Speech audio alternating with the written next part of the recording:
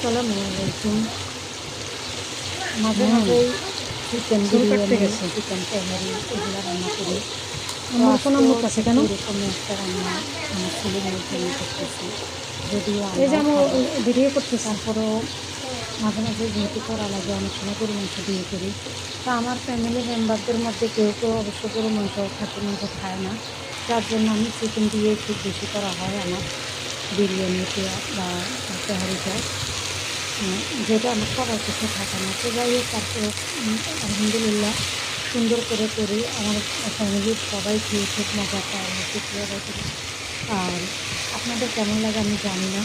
আর এখানে যেহেতু আমাদেরকে আমি বড় ভিডিও আমাদেরকে ছাড়া উচিত, যে আমরা আসলে এখানে বড় ভিডিও দিতে হয়, বিশেষ করে 3 মিনিটের ভিডিওগুলো আমাদের জন্য, আমাদের এই ফেসবুকে, সরি, এই ইউটিউবে বড় ভিডিও ছাড়া উচিত।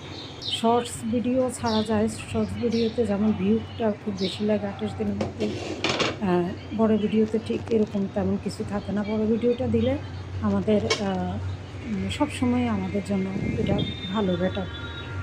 তো আপনারা যারা আমার এই ভিডিওটা দেখবেন, যদি ভালো লাগে অবশ্যই সাবস্ক্রাইব করবেন, সেই সাথে অবশ্যই একটু লাইক কমেন্টস করবেন। ভাই ভাই বোন আপনাদেরকে সাথে চাই, পাশে চাই। আর আপনারা আছেন বলেই হয়তো বা টুকিটাকি 2-1টা রান্না, একেবারে ঘরোয়া পদ্ধতিতে যে রান্না, সেই রান্নাগুলো ভিডিও করে আপনাদের সাথে শেয়ার করার চেষ্টা করি।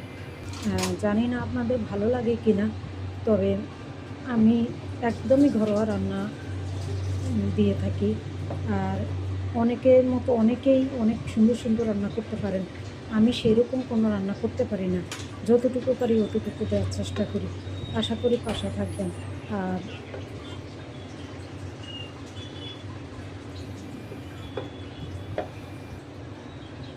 যারা এখনও আমার এই চ্যানেলটাকে সাবস্ক্রাইব করেননি, তাদেরকে বলবো, যদি ভিডিওটা সামনে যেয়ে থাকে অবশ্যই সাবস্ক্রাইব করবেন, এরকম কিছু ভিডিও পেতে।